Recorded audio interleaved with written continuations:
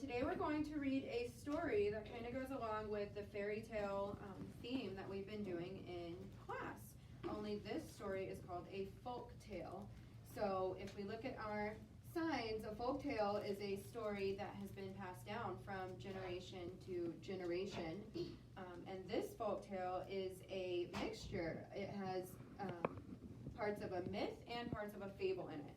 And so myths normally explain a phenomenon in nature. So kind of like the story Why Mosquitoes Buzz in People's Ears.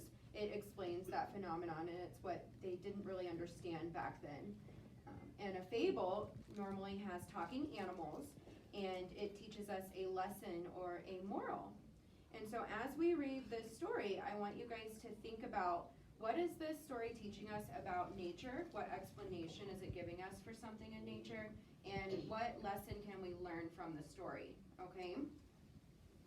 So this story is called Coyote, and it's a trickster tale from the American Southwest by Gerald McDermott.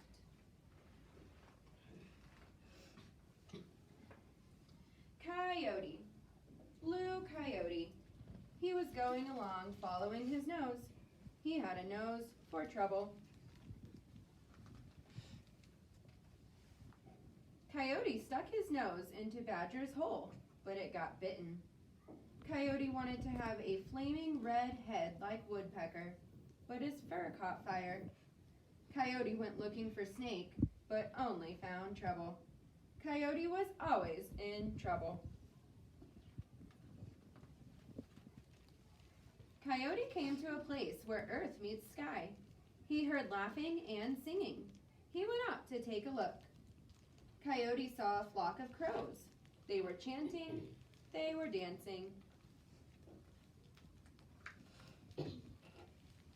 Then the birds spread their wings. They flew through the air and circled the canyon. Oh, if only I could fly, said Coyote. I would be the greatest coyote in all the world. Coyote called to the crows. Let me join you, he said. This foolish coyote wants to be like us, Old Man Crow said to his flock. Let's have some fun with him. Old Man Crow turned one eye towards Coyote. You may dance with us, he said. Thank you, said Coyote, but I want to fly too.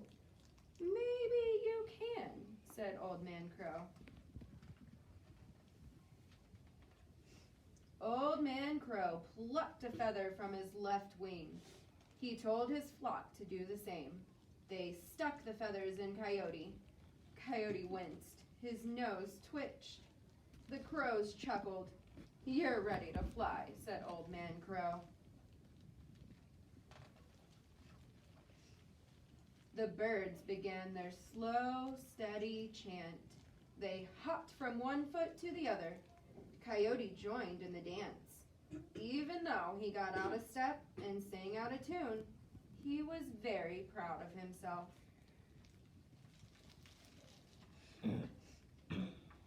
The crows spread their wings and soared into the sky. Coyote followed. His flight was jerky. He tilted to one side. Since his feathers were from only the left wing of each bird, he was off balance. He fell to the ground. Wait, he cried out. Don't leave me behind. The birds returned and gathered around Coyote. We must balance him, said Old Man Crow. Old Man Crow plucked a feather from his right wing. Each of his flock did the same. Coyote cringed as they stuck the feathers into his fur. The crows cackled. Now I'm perfect, said Coyote. I can fly as well as the rest of you. Coyote had become rude and boastful. He danced out of step. He sang off key. The crows were no longer having fun. The birds again began their slow, steady chant. Coyote hopped along, flapping his feathered legs and singing sour notes. The dancers spread their wings and leapt into the air. Soon the crows were flying high over the canyon. Coyote struggled to keep up. "Carry me," he demanded. The crows circled Coyote but didn't carry him. Instead, they took back all their feathers, one by one. Coyote sank through the air. He fell straight down. "Woo!" he howled. Coyote fell so fast his tail caught fire. He fell into a pool on the mesa. Coyote crawled out of the water. He heard laughter and saw the crows flying away. Coyote ran after them, but he tripped and he fell, tumbling into the dirt. Coyote went home, soaked and covered with dust. To this day, he is the color of dust. To this day, his tail has a burnt black tip. To this day, Coyote still follows his nose. He has a nose for trouble, and he always finds it. Yes, Matthew? What's the Macy's? A mesa? Yeah.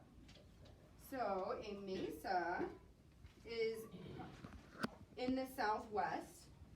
It's like a piece of land that sticks up, that has water down in it. Yes?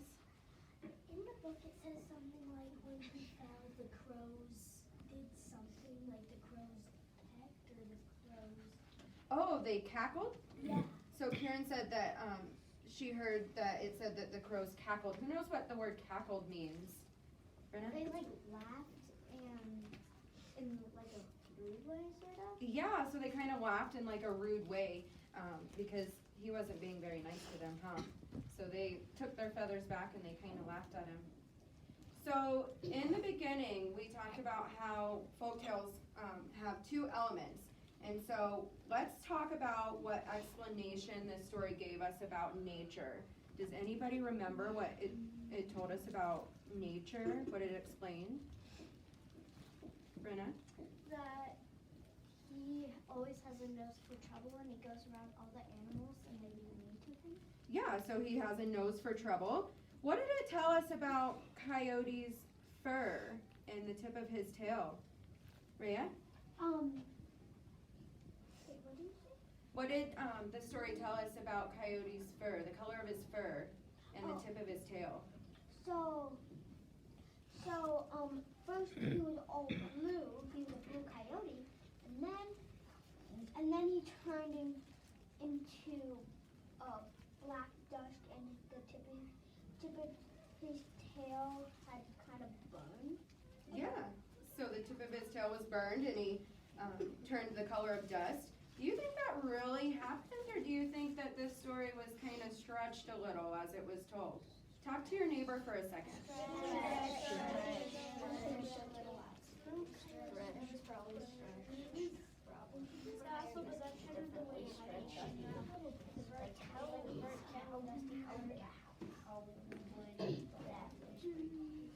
Come back in 3, 2, and 1.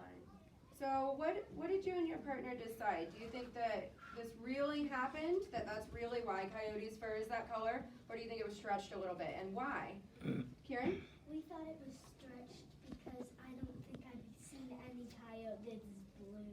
Any coyote that's blue? Eleanor, did you want to share too? Why is because I've also never seen that coyote is blue, and I've kind of heard a myth about blue coyotes, but Yeah, so it's a myth. Did you want to add to it, Brenna? Coyotes can't fly without them having feathers on their eyes. Yeah, exactly. So if we were to stick feathers into a snake, could he fly? No. Probably not. Matthew? That kind of goes with what I think the moral of the story is. I think the moral of the story is that you can't change yourself. Yeah, so you can't change yourself. So that's actually what we are going to do next. Cruz, did you want to add to that? I also thought maybe the moral of the story is that, like, because later in the story it says that he was bragging and stuff, and the moral of the story is not to brag, and like they were helping him, so you especially shouldn't brag. Exactly. So, because of his actions, that's how we can learn the lesson from the story. So, kind of like when you guys read The Boy Who Cried Wolf, we learned the moral and the lesson from that was not to lie. And so now we're going to, it's going to be your job to determine the moral or the lesson that you can learn from this story. And so you're going to come get a feather, and just like in the story, you can pick between a blue or a gray feather. Everybody's going to get one. So just like in the story, when you're finished writing what you believe the moral or the lesson of the story is in your own words, we're going to stick it on Coyote, okay? Does that make sense to everybody? Mm-hmm. All right, so there's a little piece of tape right here.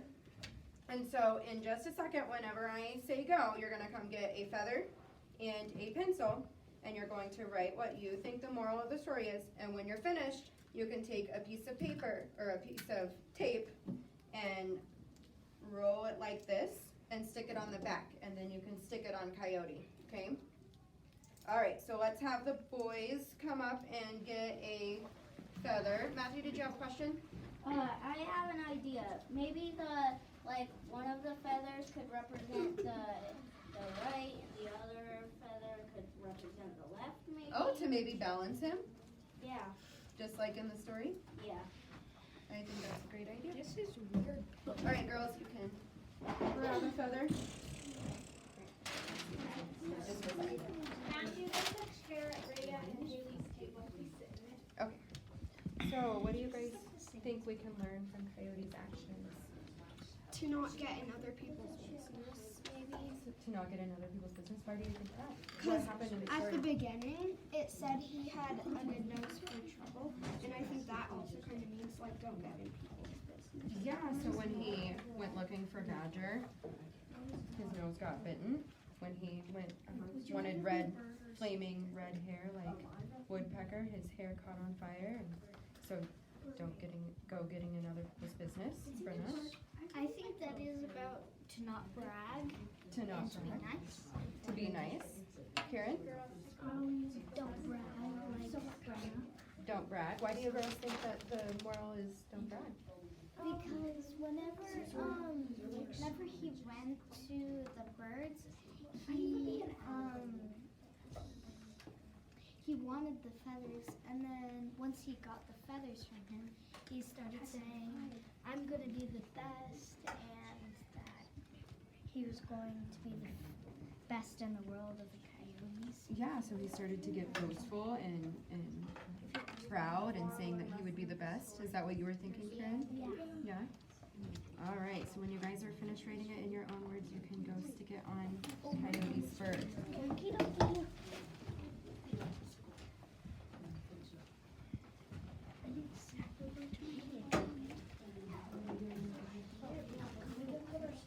Wait, this is a real feather. You need to look at the